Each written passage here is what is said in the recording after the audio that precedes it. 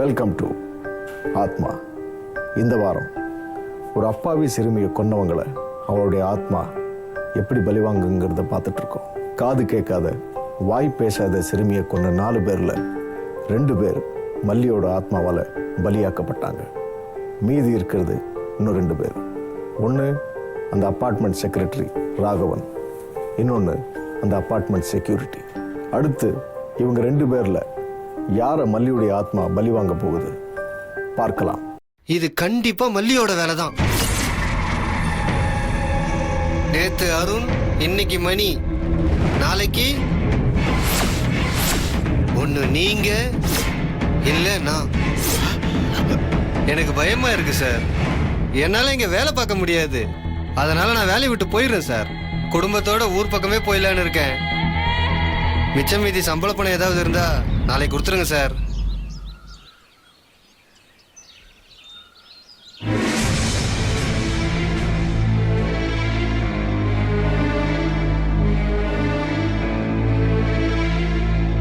Raghavan sir, நீங்களும் கொஞ்சம் ஜாக்கிரதையா இருங்க.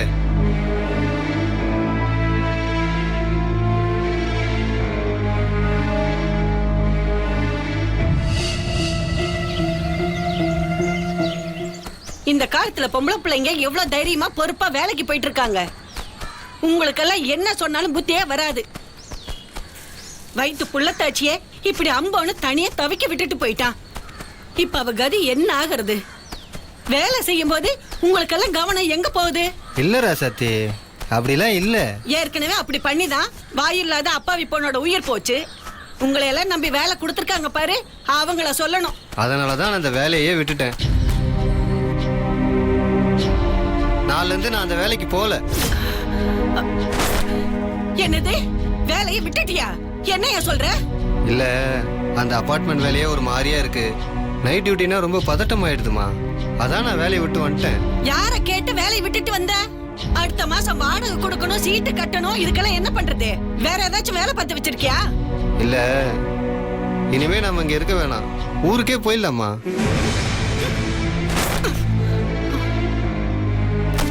யோ, உனக்கு கொஞ்சமாச்சும் அறிவு இருக்கா? அங்க பொழைக்க வழி இல்லைன்னு வேலை தேடி இங்க வந்தோம். திரும்பவும் ஊருக்கே போலாங்கிற? ஏதோ இன்னொரு 3 மாசம் வேலைக்கு போனீங்கன்னா ஒரு 1/2 சவரம் வாங்கி காதுல மூக்குல போடலான்னு இருந்தேன். அதுலயும் மண்ணாளி பொட்டியா இருக்கிற கொஞ்ச காலத்துக்கும் நான் இப்படியே கடந்து சாவணும்னு இருக்கு. நான் என்ன பண்றது? இப்படி பொசுக்குன்னு வேலையை விட்டுட்டு வந்துட்டேன். இதுக்கப்புறம் வேலை தேடி சம்பளம் வாங்கி நான் எங்க போய் சொல்றது? யாருகிட்ட சொல்லுவேன்? எல்லாம் என் தலை எழுத்து. எனக்குன்னு வந்து பாத்திருக்கியே.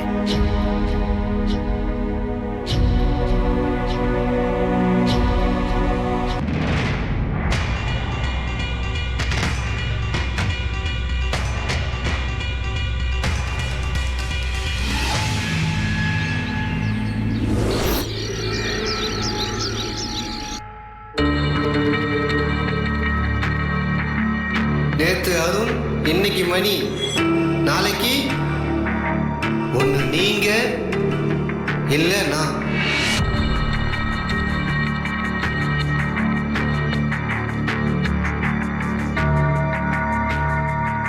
அப்பா, அசோக் சண்டே நம்ம வீட்டுக்கு வரதா சொல்லியிருந்தான்ல. கொஞ்சம் ஆபீஸ் ஒர்க் இருக்கான். நெக்ஸ்ட் சண்டே வரட்டுமான்னு கேக்குறான். என்ன சொல்றதுப்பா? சொல்லுங்கப்பா, இப்ப நான் என்ன சொல்லட்டும்? இப்ப வேண்டாம்னு சொல்லு. இப்ப வேணா அப்புறம் எப்பப்பா? இப்ப வேண்டாம்னு சொல்றேன்ல, அப்புறம் பார்க்கலாம் போ.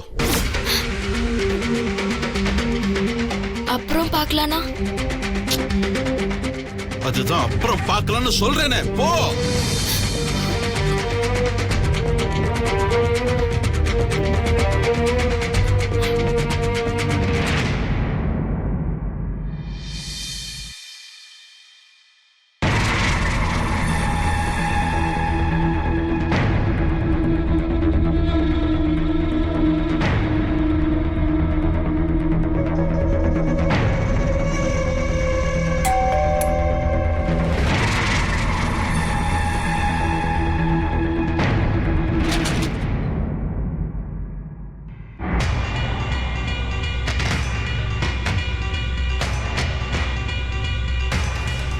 என்ன உங்ககிட்ட கொஞ்சம் தனியா பேசணும். என்ன பேச போற? கொஞ்சம் பேசணும். மாடிக்கு வாங்க.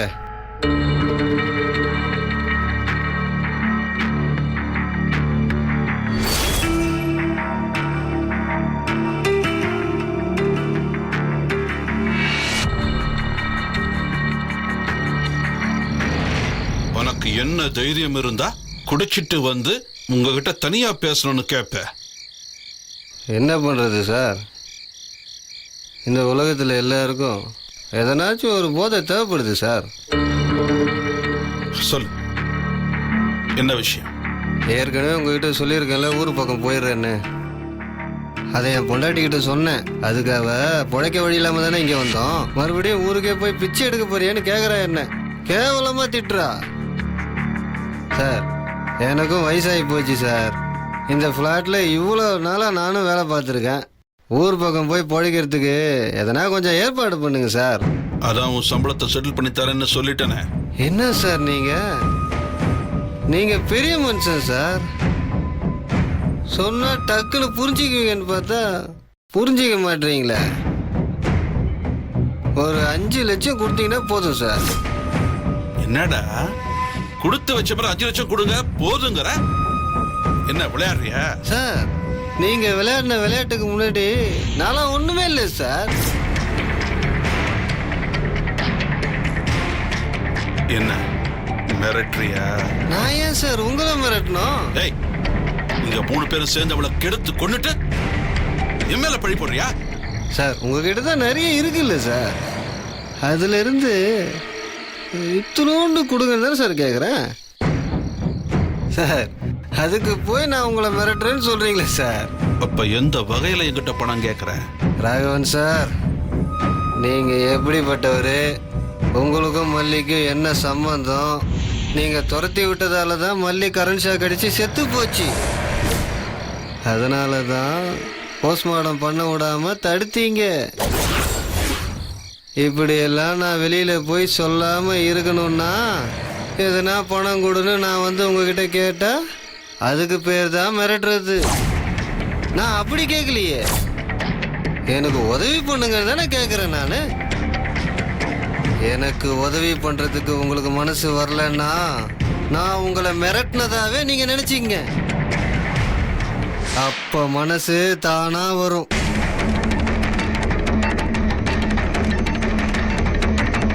சொல்லுங்க, நான் எப்ப வரட்டும்? பணம் தர முடியாது.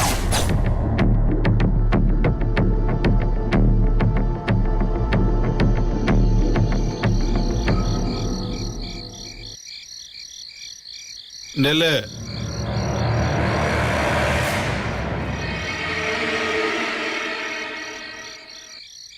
நாளைக்கு ஃபோன் பண்ணிட்டு வா, கொடுக்கறேன். உங்களை மாதிரி ஆளுங்களாம் ஏன் கஷ்டப்படுறீங்கன்னு இப்பதான் ஏன் தெரியுது. 5 லட்சம் என்ன 10 லட்சம் கிடைச்சா கூட நீங்களாம் கூலி வேலையை செஞ்சுக்கிட்டு காலம் ஃபுல்லா அடிமையாத்தான் இருப்பீங்க. ஏன்னா உங்க புத்தி அப்படி. எங்களை மாதிரி கௌரவமா வாழவே முடியாது.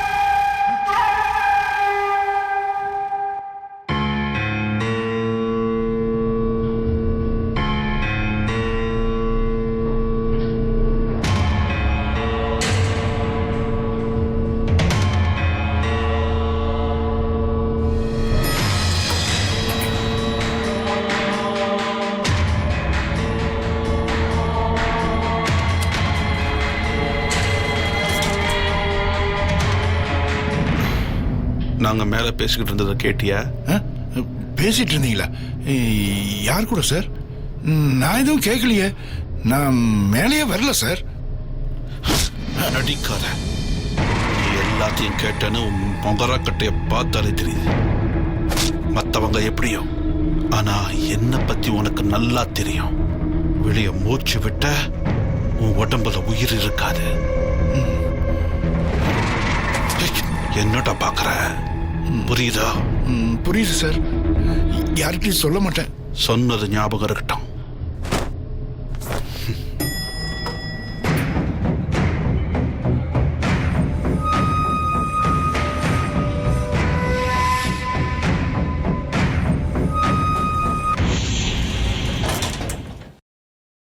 என்னதான் உண்மையை மூடி மறைச்சாலும் அது ஒரு நாள் வெளியே வந்து தான் தீரும். மல்லியோட மரணத்தில் சம்பந்தப்பட்ட 4 பேருக்கு மட்டும்தான் உண்மை தெரியும் நினைச்சிருந்த பொழுது அது ஒரு 5வது ஆளுக்கும் தெரிய வந்தது. யார் அது? Lift operator Sundar. ராகவனும் அப்பார்ட்மெண்ட் செக்யூரிட்டியும் பேசிக்கிட்டு இருந்ததை லிஃப்ட் ஆப்ரேட்டர் சுந்தர் ஒட்டு கேட்டார். இதை பார்த்த ராகவன் உண்மையை வெளியில் சொன்னால் சுந்தரை கொன்னுடுவேன்னு மிரட்டினார். ராகவனோட மிரட்டலுக்கு பயந்து சுந்தர் உண்மையை சொல்லாமல் இருப்பாரா இல்லை வெளியில் சொல்லுவாரா? சிறுமி மல்லியோட மரணத்தில் இருந்த மர்மம் அந்த கொலையில் சம்பந்தப்பட்ட 4 பேருக்கு மட்டும்தான் தெரியும். அதில் 2 பேர் உயிரோடு இல்லை. மீதி 2 பேர் ராகவன், செக்யூரிட்டி. இவங்க 2 பேரும் அந்த மர்மத்தை பற்றி பேசிகிட்டு இருக்கும் பொழுது அதை ஒட்டு கேட்டது லிஃப்ட் ஆப்ரேட்டர் சுந்தர். இது ராகவனுக்கு தெரிய வர லிஃப்ட் ஆப்ரேட்டர் சுந்தரை எப்படியாவது போட்டு தள்ளணும்னு பிளான் பண்ணார். ராகவன் சுந்தரை தீர்த்து கட்டுவாரா இல்லை இந்த உண்மையை சுந்தர் வெளி உலகத்துக்கு கொண்டு வருவாரா? என்ன நடக்க போகுது பார்க்கலாம்.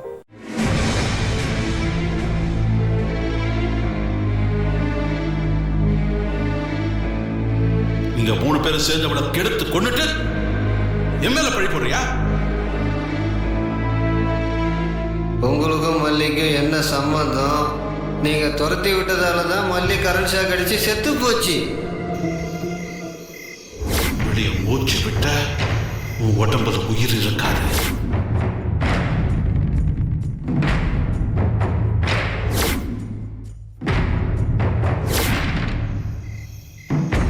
மல்லி, இந்த கேடுகட்ட பாவிங்க எல்லாம் சேர்ந்து உன்னை இப்படி சீரழிச்சிருக்காங்களே, நான் இப்ப என்ன பண்ண போறேன்?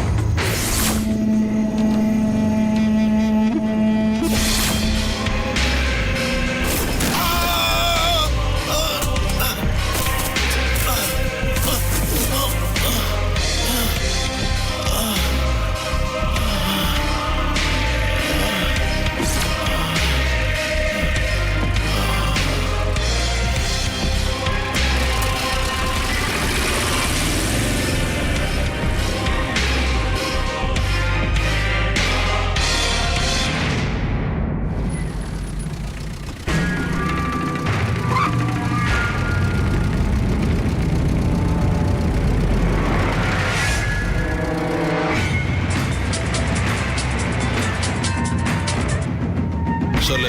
முடிச்சிட்டேன். ரோட்ல அனாதையா செத்து கிடக்குறான். என்ன யோசிக்கிறீங்க? முடிச்சிட்டுனா இல்லையான்னு சந்தேகமா இருக்கா? அவன் துடி துடிச்சு உயிரை விட்டத என் கண்ணால பார்த்துட்டு தான் உங்களுக்கு ஃபோன் பண்றேன். சரி, நாளைக்கு ஃபோன் பண்ண. நான் சொல்ற இடத்துக்கு வந்து பணத்தை வாங்கிக்க.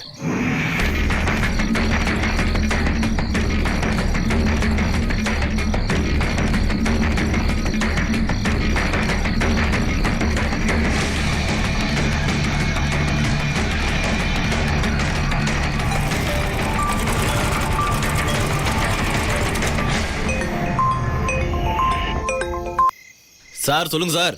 உன் வாட்ஸ்அப்க்கு ஒரு போட்டோ அனுப்புறேன்.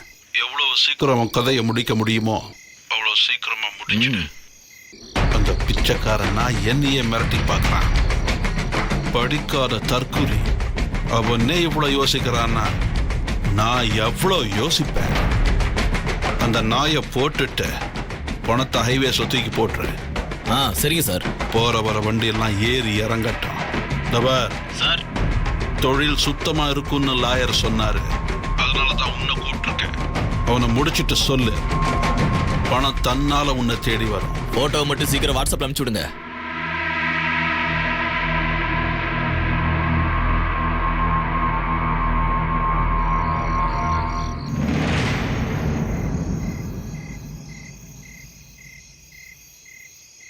ஏற சொன்னா எருதுக்கு கோவம், இறங்க சொன்னா நொண்டிக்கு கோவங்கிற கதையெல்லாம் ஆயிடுச்சு பொழப்பிப்போ.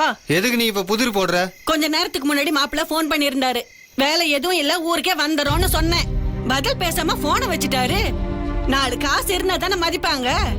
கவலைப்படாத ராசாத்தி, ஊருக்கு போய் யாருக்கும் நம்ம பாரமா இருக்க மாட்டோம். பணத்துக்கு நான் ஏற்பாடு பண்ணிட்டேன். பிளாட்ல இவ்வளவு நாள் வேலை பார்த்ததுக்கு பெரிய மனுஷங்களாம் சேர்ந்து பணம் கொடுக்கறதா சொல்லியிருக்காங்க. என்னையா சொல்ற? நிஜமா தான் சொல்றேன் ராசாத்தி. ஒரு 4 இருந்து 5 லட்சம் தேரும்னு நினைக்கிறேன். அதை வச்சு நம்ம பொழைச்சிக்கலாம். ஏதோ நல்ல விஷயத்த சொல்லியிருக்க. அந்த கடவுள் இப்பதான் கண்ணை திறந்திருக்காரு. இந்த சாப்பிடியா?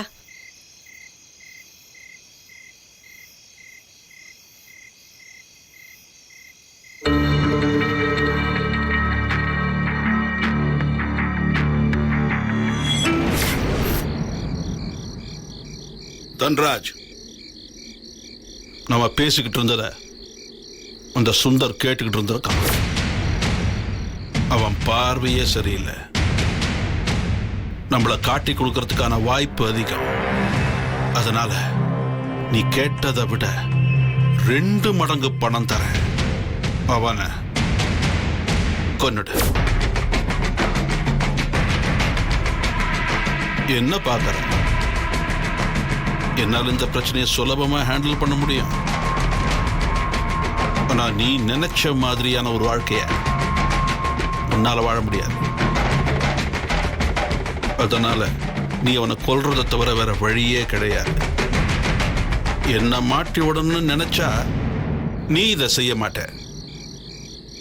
ஆனா நீ மாட்டிக்காம இருக்கணும்னா கண்டிப்பா நீ இதை செய்வ. வேலையை முடிச்சிட்டு வா. நீ கேட்டதை விட அதிகமாவே பணம் தரேன்.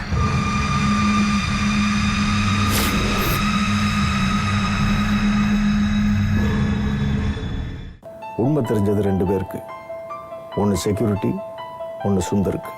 செக்யூரிட்டியை வச்சு சுந்தரை போட்டு தள்ளிடலாம், கூலிப்படையை வச்சு செக்யூரிட்டியை போட்டு தள்ளிடலான்னு பெரிய பிளான் போட்டாரு ராகவன். மல்லியோட மரணத்துக்கு காரணமாக 4 பேரில் 2 பேரை மல்லியுடைய ஆத்மா ஆசை தீர பழி வாங்கிச்சு. மீதி இருந்த 2 பேர் ராகவன், செக்யூரிட்டி. ராகவனும் செக்யூரிட்டியும் பேசிக்கிட்டு இருந்ததை இந்த கொலையில சம்பந்தப்படாத இன்னொரு ஆள் சுந்தர் ஒட்டு கேட்டான். அது ராகவனுக்கு தெரிய வந்தது.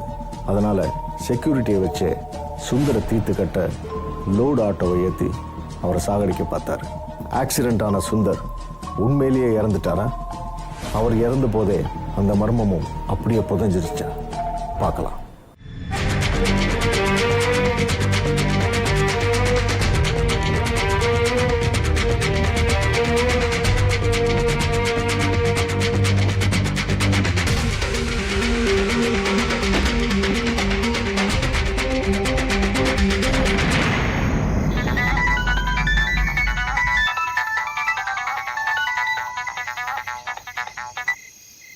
ஹலோ அண்ணே, நான் உங்க வீட்டுக்கு வாட்டர் கேன் போற சுரேஷ் பேசுறேனே.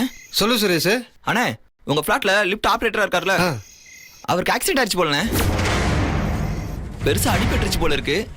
இப்பதான் ஸ்ட்ரெச்சர்ல வச்சு உள்ள தள்ளிட்டு போறாங்கண்ணே. அப்படியா? எந்த ஹாஸ்பிட்டலு? கீழ்பாக்கம் ஜிஹெச்ண்ணே.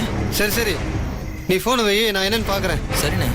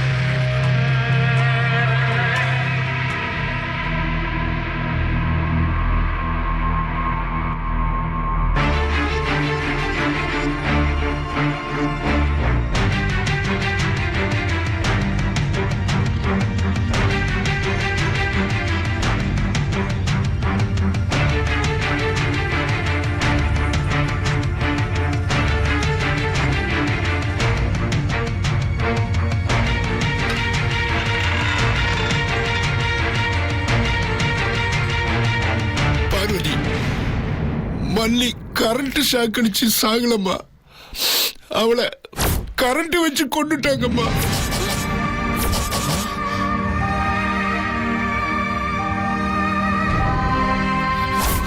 என்னது என்னன்னு சொல்றீங்க?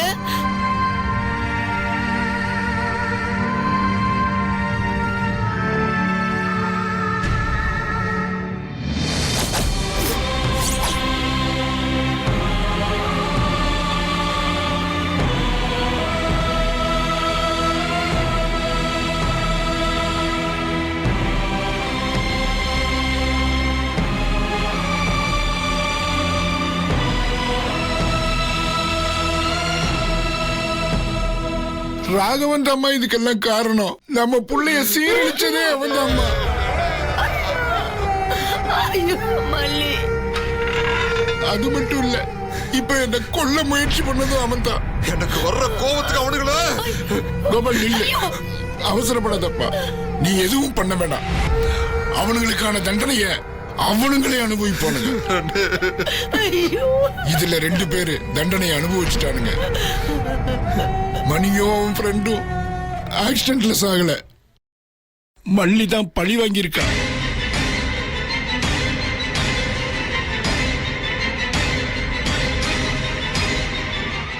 ஒரு அப்பாவி சிறுமியை பலாத்காரம் பண்ணி கொலை செஞ்சது 4 பேருக்கு மட்டுமே தெரியும்னு நினைச்சது இப்போ அந்த அப்பார்ட்மெண்ட்ஸ் லிஃப்ட் ஆப்ரேட்டர் சுந்தருக்கு தெரிய வந்தது. மெல்ல அது மல்லியுடைய அப்பா அம்மாவுக்கு தெரிய வந்தது. வெளி உலகத்துக்கு தெரியாமலே இந்த கொலையை, இந்த பலாத்காரத்தை மறைச்ச ராகவனுக்கு இது ஒரு பெரிய இடியா இருந்தது. இப்போ உண்மை தெரிஞ்ச எல்லாரும் ராகவனை சட்ட ரீதியா தண்டிப்பாங்களா, இல்ல மல்லியோட ஆத்மா மற்ற 3 பேரை பழி வாங்கின மாதிரி இவரையும் பழி வாங்கட்டும்னு அப்படியே விட்டுருவாங்களா?